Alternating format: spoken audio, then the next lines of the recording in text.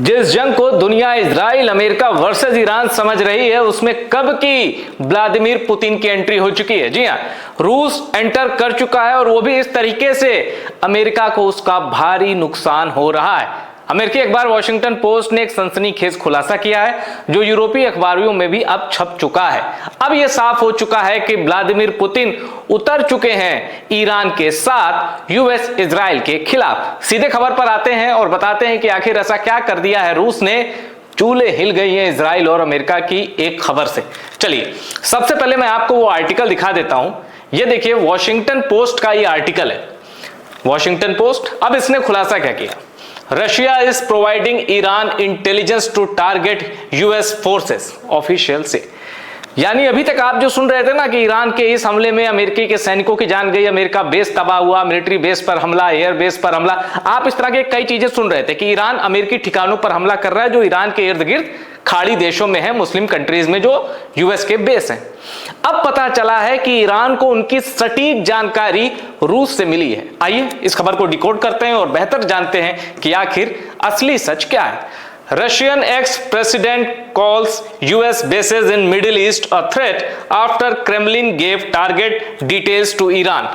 अब इनका कहना है कि आपको याद होगा कि करीब 2 दशक से, आप जानते ही होंगे 2000 के आसपास से व्लादिमीर पुतिन रूस की सत्ता का केंद्र है। 2.5 दशक से बीच में वो प्रधानमंत्री बन गए थे और राष्ट्रपति बन गए थे दिमित्री मेदवेदेव। अब दिमित्री मेदवेदेव के लिए ही रशियन एक्स प्रेसिडेंट टर्म इस्तेमाल किया जा रहा है। उन्होंने कहा और पुतिन के सबसे भरोसेमंद शख्स में उनका नाम शुमार होता है, वरना पुतिन अपनी कुर्सी किसी और को दे दें। आप सोचिए, तो दिमित्री मेदवेदेव ने कहा, इस अखबार का दावा है कि दिमित्री मेदवेदेव ने ईरान के आसपास जो मुस्लिम देश हैं उनमें जो अमेरिकी बेस हैं उनको कहा कि ये तो हमारे लिए खतरा है।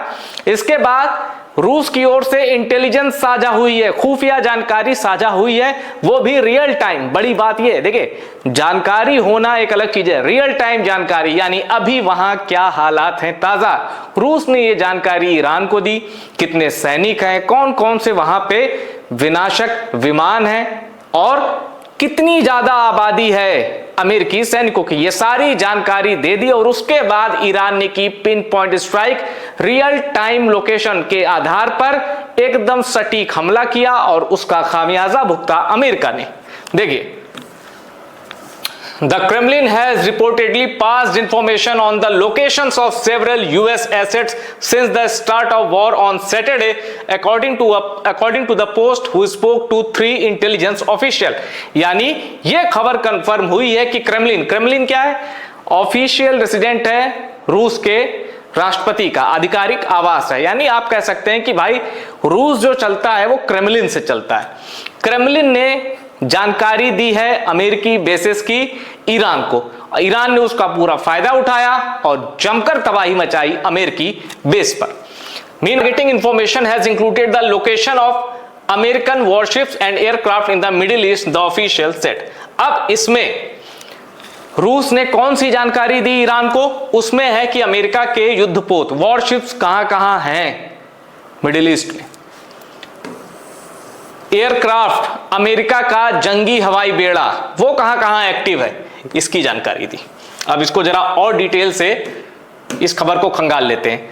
सबसे अहम बात जो पता चलता है कि रूस के इस कदर संलिप्त होने से अमेरिका कैसे भड़का है। 6 US troops were killed and several others were injured by an Iranian drone attack Sunday in Kuwait।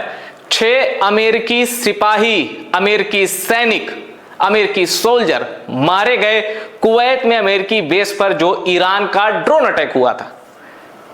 रूस की इंटेलिजेंस के आधार पर यह हुआ था, ऐसा दावा है। और अमेरिका जो कि अपने एक सैनिक के लिए जंग छेड़ने की कुवत रखता है, 6 मार दिए ईरान ने। तो क्या रूस ने जो रियल टाइम जानकारी दी थी, एकदम सटीक जानकारी दी थी, उसी के आधार पर ईरान ने इस मिलिट्री ऑपरेशन को अंजाम दिया? अमेरिका जांच रहा है इसके पीछे। Iran has fired thousands of one-way attack drones and hundreds of missiles at US military position, embassies and civilians, even as the joint American-Israel campaign has hit more than 2,000 Iranian targets, including ballistic missile site, naval assets and country's leadership।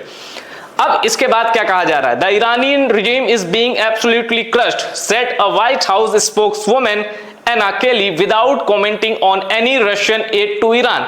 White House की ओर से अभी तक रूस और Iran की इस खुफिया दोस्ती पर कोई अपडेट नहीं आई है, या ये कहिए वो इस पर बोलने से बच रहे हैं, क्योंकि ईरान जिस तरीके से जंग को लंबा खींचने के लिए तैयार दिख रहा है, सरेंडर की डोनाल्ड ट्रंप की मांग को ईरान खारिज कर चुका है, उसके बाद से ये कयास लग रहे हैं कि रूस की बैकिंग ईरान को एक मोरल बूस्टर दे रही है। CIA और पेंटागन डिक्लाइन टू कमेंट, मतलब खारिज नहीं किया, उन्होंने कमेंट करने से मना कर दिया। पेंटागन क्या है? अमेरिकी रक्षा मंत्रालय का मुख्यालय है, और CIA अमेरिकी खुफिया एजेंसी। FBI अंदर ऑपरेट करती है, CIA बाहर।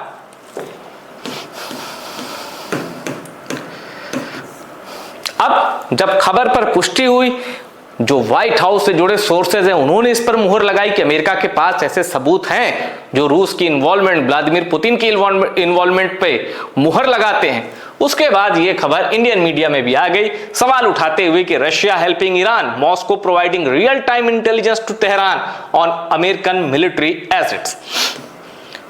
Iran is not Venezuela despite Trump's hopes of repeating regime capture strategy। अब अमेरिकी देखिए, Tom Phillips in Rio de Janeiro and Robert Tate in Washington, अमेरिकी सोर्सेज ही लिख रहे हैं कि वेनेजुएला समझने की गलती मत करना ईरान को, और वो दिख भी रहा है। भाई वेनेजुएला में क्या हुआ? सबसे सुरक्षित कंपाउंड से निकोलस मादुरो और उनकी पत्नी को अमेरिका उठा के ले आया। उस मिलिट्री एक्शन में एक 19 या 20 साल का कोई सैनिक था जो मामूली रूप से जख्मी हुआ था, और एक अटैक हेलीकॉप्टर था जो हल्का सा डैमेज हुआ था। इतना ही नुकसान अमेरिका को हुआ था। कई सुरक्षा कर्मी निकोलस मादुरो के मार दिए गए थे, पर यहां तो अमेरिकी सैनिक भी मारे गए भाई। और एक अमेरिकी सैनिक की कीमत कम से कम, अमेरिका उन देशों में तो है जो अपने सैनिकों की मौत का बदला लेता है, उसके लिए एक जान की भी कीमत है। और सैनिक तो अमेरिका की शान है, किसी भी देश की शान है, पर अमेरिका उसको जीता है कि हमारे सैनिकों को कुछ नहीं होना चाहिए। अब एक और अपडेट, अभी तक हम बता रहे थे कि कैसे रूस और ईरान की ये जो पार्टनरशिप है ये थोड़ी अमेरिका की टेंशन बढ़ा रही है। अब इस फ्रस्ट्रेशन में अमेरिका क्या कर रहा है? The US bombers heading to UK for the big one. The big one इसलिए क्योंकि ट्रंप ने कहा है the big one attack is yet to come, यानी बहुत बड़ा हमला ईरान पर बाकी है और उसी की तैयारी हो चुकी है। RAF यानी रॉयल एयरफोर्स जो कि ब्रिटेन की है, RAF base awaits B1 that can carry 34 tons of bombs as US promises surge in attack। US ने कहा है कि हमले तेज होंगे।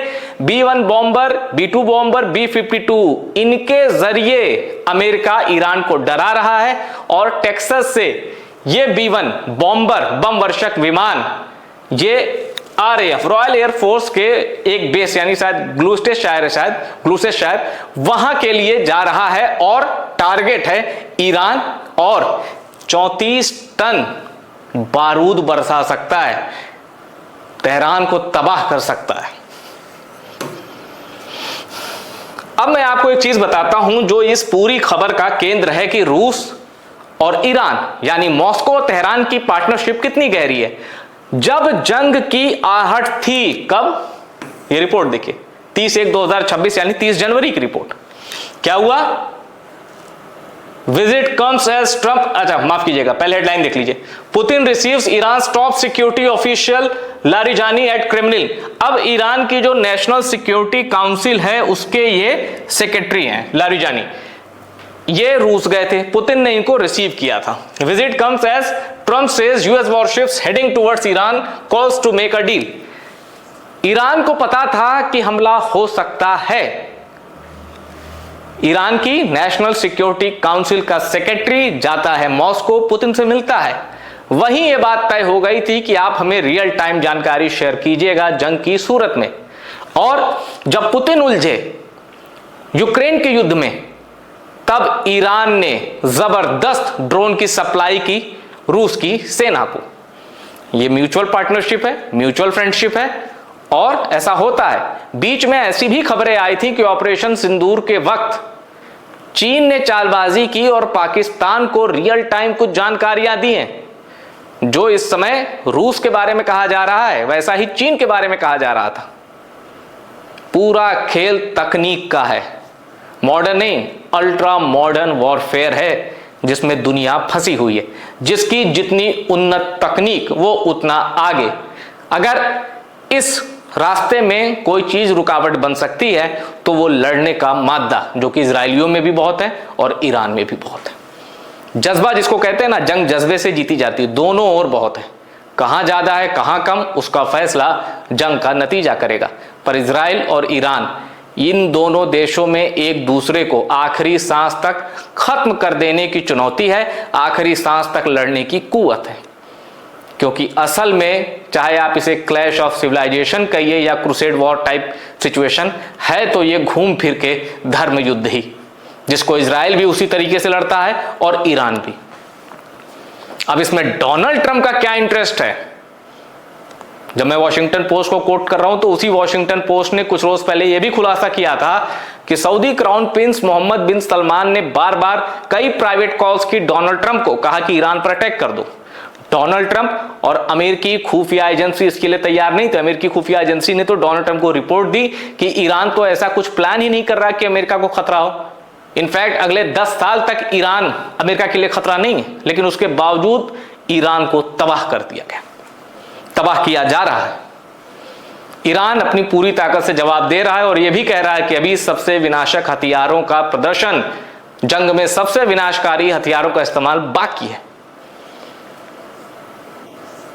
जंग की इन लपटों में जो कच्चे तेल है ना, बैरल 69 से होते हुए अब 150 के ऊपर जा सकता है। कतर या कुवैत की ओर से एक बयान आया था, शायद कतर की ओर से ही ऐसा बयान आया था कि प्रति बैरल कच्चे तेल की कीमत $150 भी छू सकती है। जेब सबकी जलेगी अगर ये युद्ध बहुत जल्द नहीं रुका या शांत या मध्यस्थता नहीं हुई। फिलहाल इस रिपोर्ट में इतना ही। वीडियो पसंद आया और शेयर करिए और टॉप सीक्रेट को सब्सक्राइब जरूर करिए।